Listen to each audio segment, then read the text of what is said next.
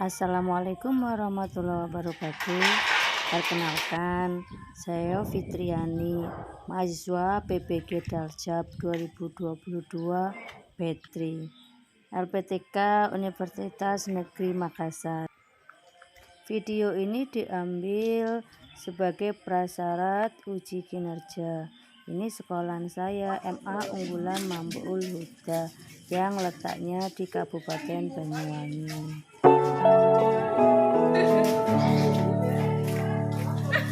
Assalamualaikum warahmatullahi wabarakatuh. Waalaikumsalam warahmatullahi wabarakatuh. Apa kabarnya hari ini? Alhamdulillah.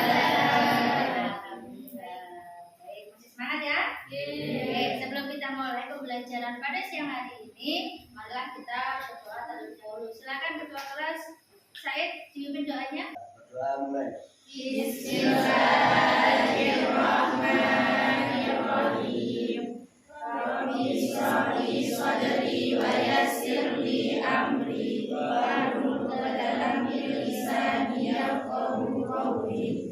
Rabbi zidna ilma warzuqna fahma. Amin ya rabbal alamin. Selanjutnya, Bu Fitri akan mengabsen kehadiran pada siang hari ini. Semuanya hadir? Kita dulu ya.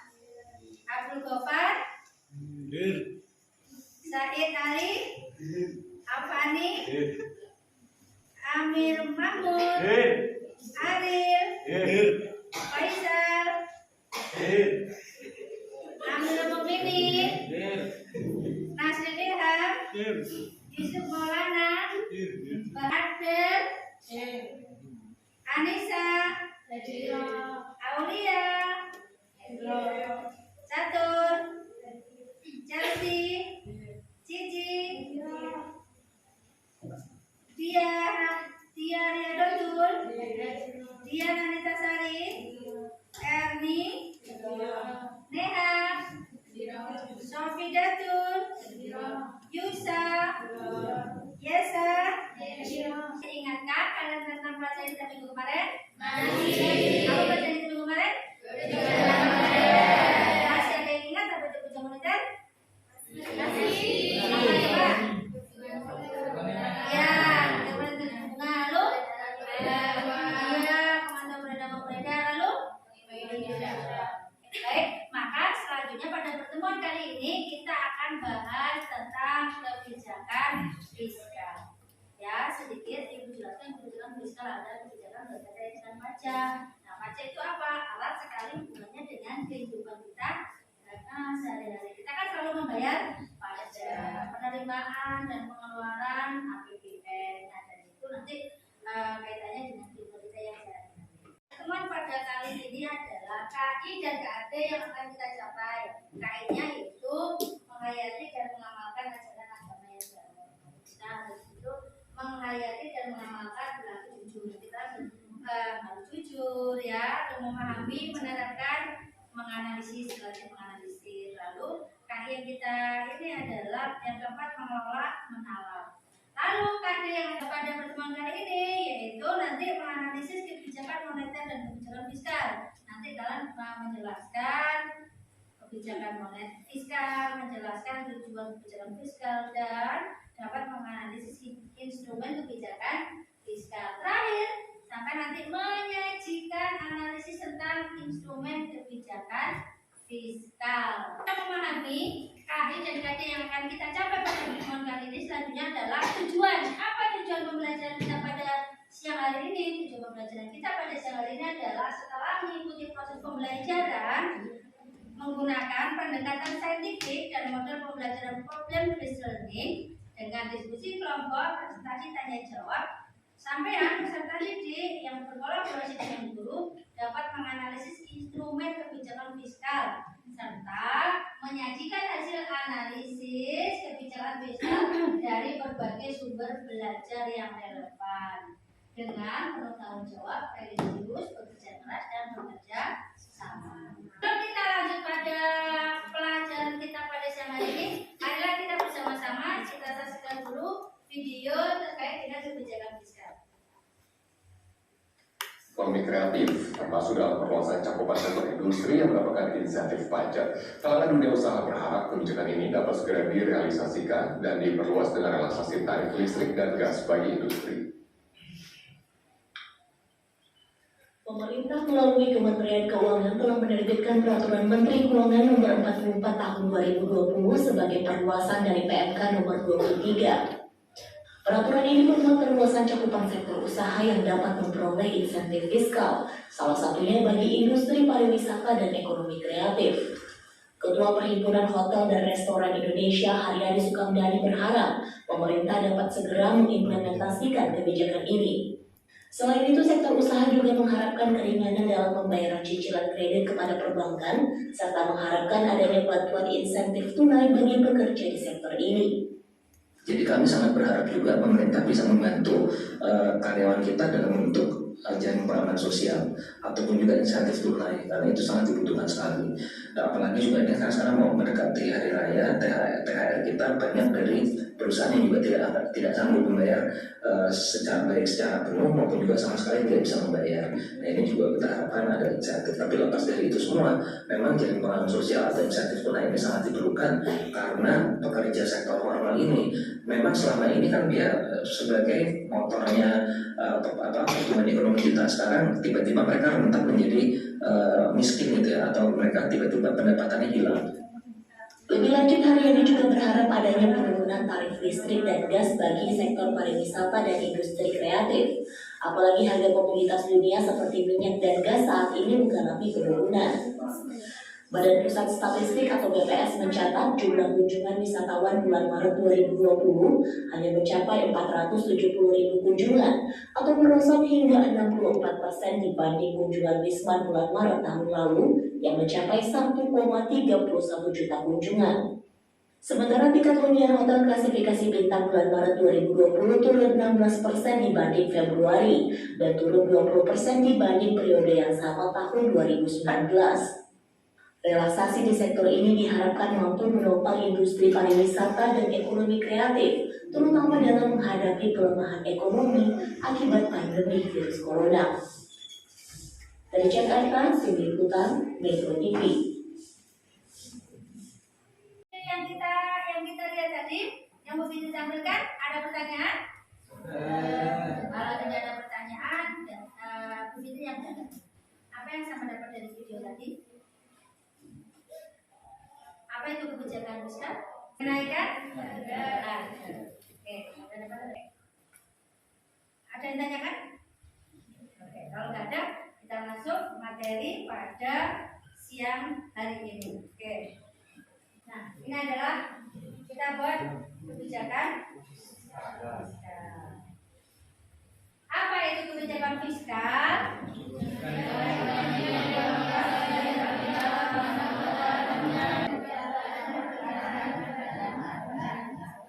Oke, kebijakan adalah kebijakan ekonomi yang dilakukan oleh pemerintah guna mengelola dan mengarahkan kondisi perekonomian ke arah yang lebih baik atau yang diinginkan ekonomi fiskal, atau dengan cara mengubah atau memperbarui penerimaan dan pengeluaran pemerintah. Jadi pemerintah ada penerimaan, contoh masuknya kemana? APBN, kan ada penerimaan. Dari APBN juga ada namanya pengeluaran. Nah, itu apa ya? Ini kebijakan fiskal, kebijakan yang akan diambil terkait dengan penerimaan dan pengeluaran. Nah, lalu apa peran kebijakan fiskal? Satu, mencapai kesejahteraan ekonomi nasional. Dua, memajukan pertumbuhan ekonomi. Tiga, mendorong laju investasi. Empat, membuat kesempatan kerja yang luas. Dan terakhir, menjaga stabilitas. Terakhir, menjaga stabilitas harga barang dan jasa akan terhindar dari inflasi. Masih nyambung ya dengan materi yang sebelum-sebelumnya. Lainnya, fungsi kebijakan fiskal ada 4 fungsi. Yang pertama, fungsi adaptasi. Yang kedua, fungsi distribusi, stabilisasi, dan pembangunan. Fungsi pembangunan. Alokasinya apa? Jadi bagaimana dana ini bisa teralokasi dengan baik. baik. Lalu distribusi, bagaimana juga barang dan jasa ini bisa terdistribusi karena keuangan juga berdistribusi dengan baik, stabilisasi dan fungsi utama. Bagaimana penerimaan APBN tadi yang dari fiskal tadi dan pengeluaran bisa bermanfaat untuk pembangunan infrastruktur. Infrastruktur contohnya seperti apa? Jalan, jembatan, lagi? Iya, jalan tol, terminal. Nah, itu namanya infrastruktur dan masih banyak infrastruktur yang lain.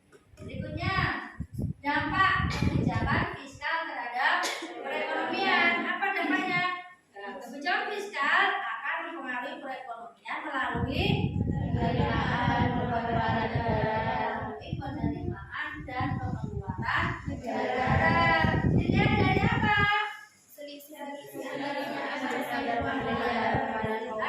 Dari selisih antara penerimaan dan pengeluaran. Jika penerimaan lebih besar dari pengeluaran, namanya ayo, apa namanya? Ada inflasi, ada deflasi. Berarti ada defisit, ada surplus. Kalau penerimaan lebih besar daripada pengeluaran, namanya surplus. Kalau penerimaannya lebih kecil dari pengeluaran, namanya defisit. Ayo lagi. Kalau penerimaan lebih besar dari pengeluaran, namanya surplus atau deflasi. Kalau penerimaan lebih kecil daripada pengeluaran, namanya defisit. Ya, bisa dipahami ya. Oke, selanjutnya instrumen kebijakan fiskal. Maksudnya instrumen itu apa saja yang kebijakan fiskal? Yang pertama ada namanya pajak. Pajak itu untuk apa? Yaitu menaikkan pajak dengan tujuan memberikan subsidi pada masyarakat. Kenapa? Karena kalau penerimaan dari pajak meningkat, bisa memberi subsidi, ya toh bisa pembatasan konsumsi dan sebagainya. Yang kedua adalah belanja negara. Menaikkan belanja negara dengan tujuan belanja negara itu apa saja sih? Belanja negara itu untuk pembangunan infrastruktur, itu namanya belanja. Contoh, kalau negara itu membangun jembatan, berarti kan dia membeli barang agar membangun jembatan, itu namanya belanja negara. Dia membangun jalan, berarti itu juga sebetulnya belanja negara. Pokoknya belanja yang gunanya untuk meningkatkan pembangunan infrastruktur. Nah, yang selanjutnya adalah subsidi. Itu juga tergolong belanja negara. Kita sering dengar kata subsidi dong? Apa subsidi bahannya?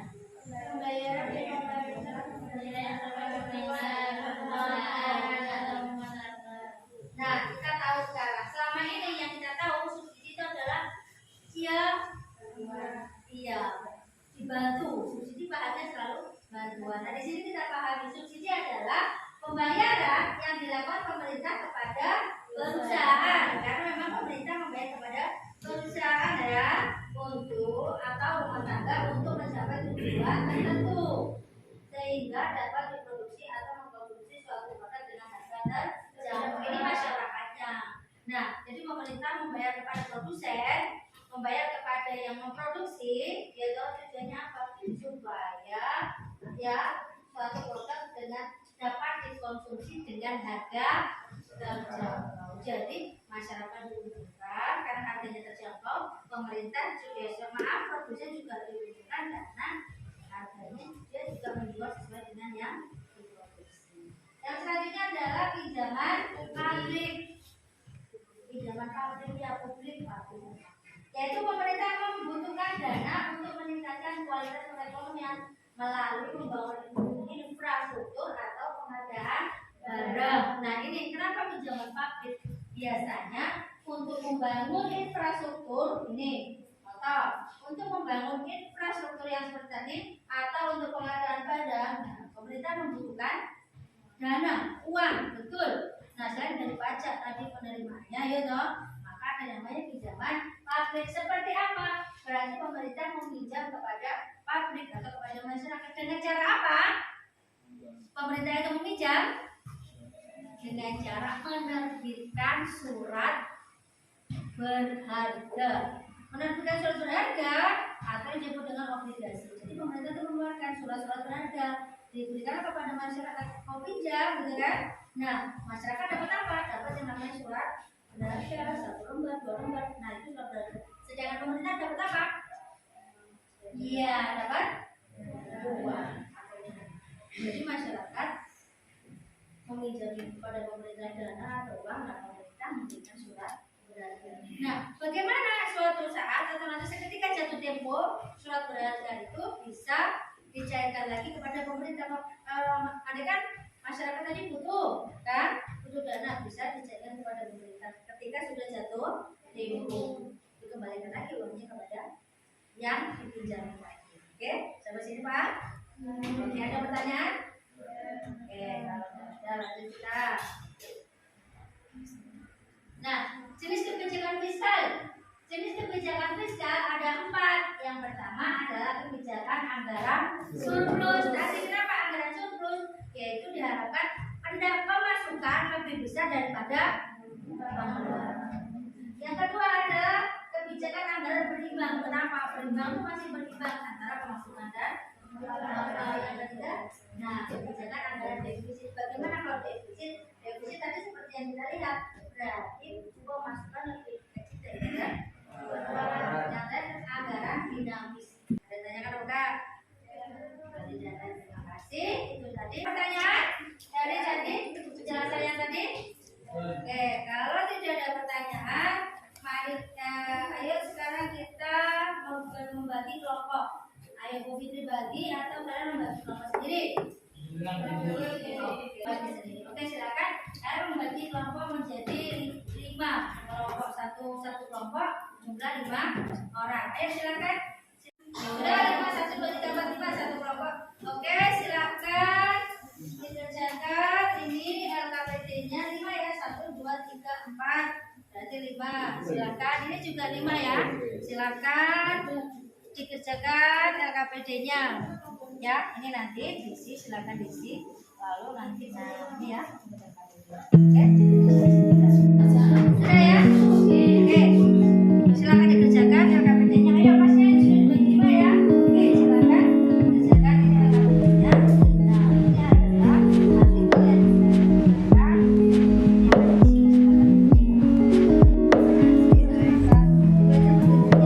Dibaca petunjuknya, baca secara cermat ya kan, lalu tentukan laporan hasil ini, ditulis namanya di sini, alatnya itu, lalu ini, nah ini kan langkah-langkahnya, bacalah, lalu diskusikan dari mana, dari artikel yang kita baca, silakan dibaca, diskusikan, nanti yang diskusinya dibaca, ya.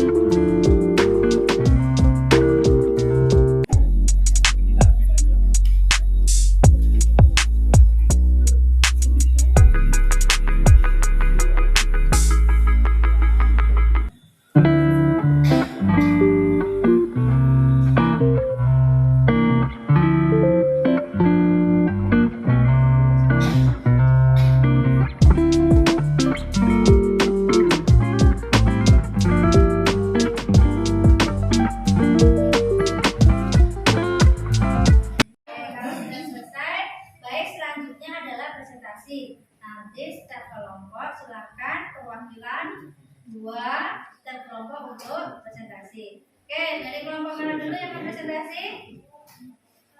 Ayo, putar dulu. Oke, silakan. Masnya ayo, silakan. Nomor 1 dulu ya presentasi. Ayo Mas, langsung lalu silakan.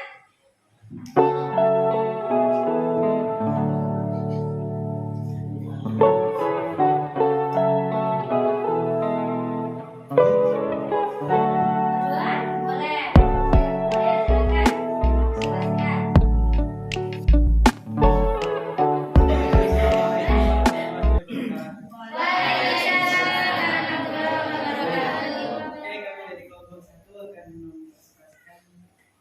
hasil kami yang akan dibicarakan. Aku lagi Kasih video kan. kebijakan fiskal dan moneter menghadapi dampak COVID-19. Dampak sosial COVID-19, salah satu cara memutus mata rantai COVID-19 adalah dengan social distancing. Tujuan mencegah orang sakit melakukan kontak dalam jarak tertentu dengan orang sehat untuk mengurangi penularan. Tadi presentasi dari kelompok 1. Ada pertanyaan dari kelompok lain? Silakan. Oh ya ada, silakan. Siapa mbaknya yang bertanya? Silakan. Ayo Mbak. Oke, Mbak. Mbak siapa? Oh Mbak Rafiq, silakan Mbak Rafiq. Ayo bertanya. Apa dampaknya? Tanyanya apa dampaknya? Dampak dari apa Mbak? Dampak banyak. Oh ya, dampak dari COVID terhadap kebijakan fiskal. Terdapat 3 dampak. Yang pertama dampak sosial, Nah, selanjutnya dampak sosial dan dampak ekonomi. oke sudah Mbak. Ada lagi? Ada lagi pertanyaan lain? Yang lagi Yang Mbak Mas-masnya kalau Mbak yang mau bertanya? Oh, udah. Ada? Oke, kalau tidak ada silakan diakhiri kembali ke tempatnya. Demikian dari kami. Mengakhiri wassalamualaikum warahmatullahi wabarakatuh. Waalaikumsalam warahmatullahi wabarakatuh. Tepuk tangan dong. Itu tadi presentasi dari kelompok 1. Kelompok selanjutnya, siapa mau presentasi kelompok selanjutnya? Oke, dari kelompok yang tadi silakan Mbak. Ayo Mbak. Ayo yang lain diperhatikan dari kelompok berdua ini maju ya.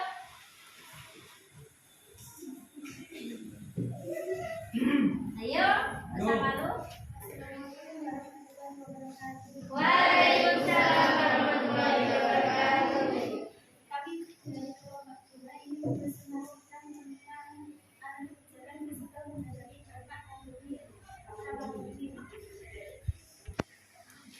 dampak pandemi COVID-19 di ikhlas terhadap kegiatan perekonomian masyarakat maupun para pelaku ekonomi, khususnya di sektor pariwisata dan manufaktur. Di Indonesia, penyebab virus ini dimulai sejak 3 Maret 2020. Pernyataan tersebut diumumkan oleh Presiden Joko Widodo. Sudah? Oke, ada pertanyaan dari kelompok lain? Masnya tadi mungkin tadi ada pertanyaan loh. Saya nanya silakan. Ini ada pertanyaan. Oh iya mau bertanya, Mas Said mau nanya. Ayo silakan. Mas Said mau bertanya? Silakan. bagaimana dampak ekonomi dari Terus mau bertanya? Bagaimana dampak pandemi pada suatu perekonomian negara? Oke, bagaimana dampak pandemi dalam perekonomian negara? Silakan dijawab. Kondisi ini tertentu berdampak pada perputaran roda perekonomian dalam negeri. Karena itu, perekonomian secara moneter otomatis juga terganggu dalam meningkatkan pembangunan ekonomi serta memacu pertumbuhan ekonomi, terutama di fiskal. Sudah, Mas? Sudah? Siapa ada lagi pertanyaan lain? Oh, tidak ada pertanyaan lain. Oke, silakan Mbak diakhiri. Sekian dari kami. Wassalamualaikum warahmatullahi wabarakatuh. Waalaikumsalam warahmatullahi wabarakatuh. Pertanyaan belum maju adalah dari kelompok 3. Lukanya, ayo silakan maju dari kelompok 3. Silakan. Silakan. Ayo maju nih. Sofi Muslim. Oke, silakan maju. Presentasi dari kelompok 1 dan 2 ya. Sudah presentasi semua? Oke, berarti selanjutnya kita akan memberikan ini akan memberi masukan. Nah, masukannya adalah satu, ketika kalian tadi presentasi, kedua sinilah kalian harus belajar. Belajar apa? Belajar untuk berani. Presentasi itu membimbing kalian belajar untuk berani. Ya, jangan malu berpresentasi. Tadi kalau untuk secara materi kalian sudah bisa menerangkan, kalian sudah bisa menjelaskan yaitu materi tentang kaitan dari kebijakan fiskal. Oke, kelompok berapa tadi yang paling bagus? Yuk. semua Kelompok berapa?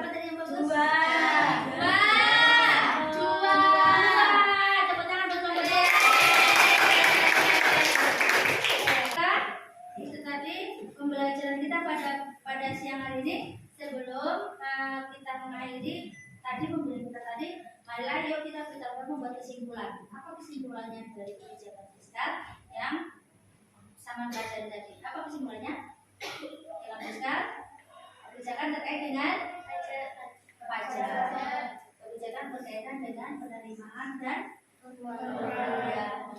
Apalagi kebijakan fiskal yaitu kebijakan yang untuk mengatur keuangan negara, belanja negara, keuangan negara. Itu tadi ya. Nah, apa saja dampaknya? Ada banyak sekali dampak. Pandemi kemarin berdampak terhadap perekonomian, maka pemerintah harus tepat dalam mengambil sebuah kebijakan, termasuk kebijakan fiskal. Ya, itu tadi adalah. Lalu manfaatnya apa kebijakan fiskal ini? Sangat bermanfaat tentunya ya dong. Manfaatnya apa? Contoh. Jadi kalau kebijakan fiskalnya tepat, otomatis penerimaan yang diperoleh oleh negara akan tepat juga.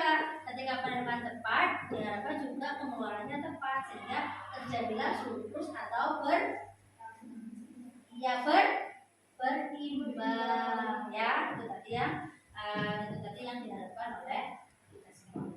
Oke, selanjutnya sebelum kita tutup pada siang hari ini, ada pertanyaan? Kalau tidak ada, yuk kita mulai kuis. Kalau tidak ada pertanyaan, silakan mengerjakan kuis. Ayo silakan dikeluarkan HP-nya. HP-nya boleh dikeluarkan. Nah, kita mengerjakan kuis.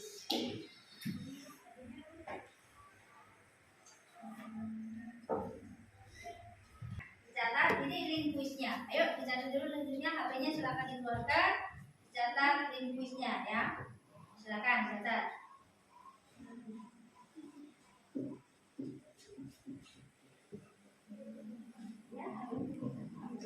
Bersama semuanya bisa.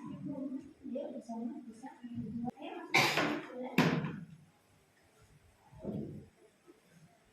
sudah? Belum.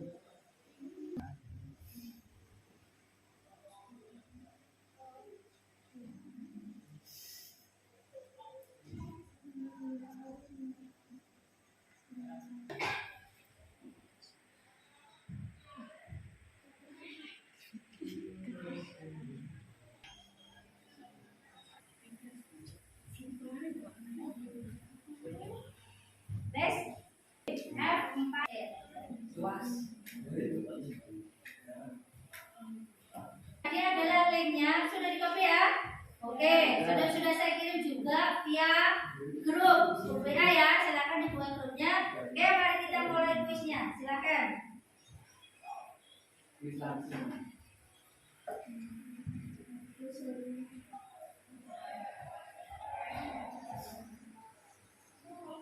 Yuk, ini kodenya. Sudah? Oke, masih lagi 27. Jangan lupa itu dimasukkan kodenya 27 4737. Ayo kita mulai. Ayo kita berjumpa. Kita mulai. Sudah ada 3 orang yang bergabung. Ada 3 kelompok yang bergabung. Kita mulai ya. Oke, kita mulai. Yuk, ini 1, 2, 3. Silakan.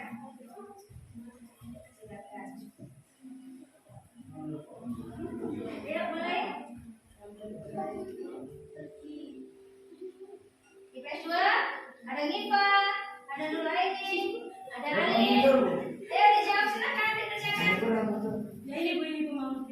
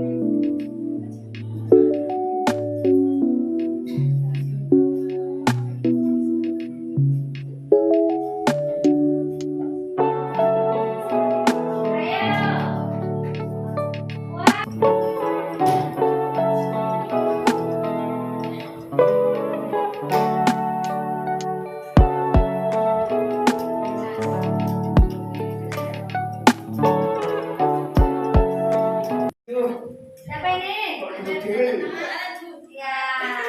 bisa menyelesaikannya ya. Nah, kita siap-siap selesaikan. Benar, dengan skor benar semua ya. Oke, kita lanjut lagi. Sebelum kita mengakhiri pertemuan pada siang hari ini, ya, ayo nanti jangan lupa KTP-nya dulu kan. Mana nanti ya, ayo KTP-nya dulu kan. Ini. Oke. Ayo KTP-nya dikumpulkan. Mana silakan KTP-nya Mbak. Dikumpulkan, Mbak KTP-nya.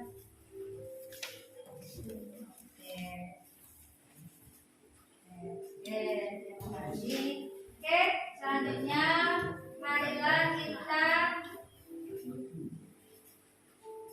kita membuat refleksi pada pembelajaran kita pada hari ini. Bagaimana pembelajaran kita pada siang hari ini? Seru, menyenangkan ya, ada kuisnya. Kalau ada semangat ada kuis ya. Nah, bisa menyelesaikan ya. Oke, bisa. Baik. Apa yang sudah kita lakukan pada pembelajaran kita pada hari ini? Presentasi, sudah ya, diskusi, sudah. Kita juga analisis terhadap masalah juga. Apa yang belum kita lakukan pada pembelajaran kita pada hari ini? Banyak yang kita lakukan. Satu, masih malu untuk presentasi, masih ada yang kurang aktif dalam berdiskusi. Nah, sama nanti akan sama bagaimana sama untuk bisa merubah itu supaya sama lebih semangat lagi. Bagaimana caranya supaya sama lebih bisa memahami materi adalah dengan cara belajar, gitu. Sering belajar, gitu. Jangan lagi dan aktif dalam diskusi. Ya, tadi. Lupa pertemuan kita di minggu depan, jangan lupa dipelajari materi selanjutnya ya. Jangan lupa dipelajari selanjutnya, dipelajari di rumah ya, dikerjakan ya, tugas-tugas itu dikerjakan. Nanti di rumah belajar ya, lebih belajar lagi. Baik, sebelum kita akhiri pertemuan kita pada siang hari ini, ada pertanyaan? Ada, kalau tidak ada, mari kita akhiri pertemuan hari ini dengan bacaan hamdalah. Alhamdulillahirabbil alamin. Kurang lebihnya minta maaf. Wassalamualaikum warahmatullahi wabarakatuh.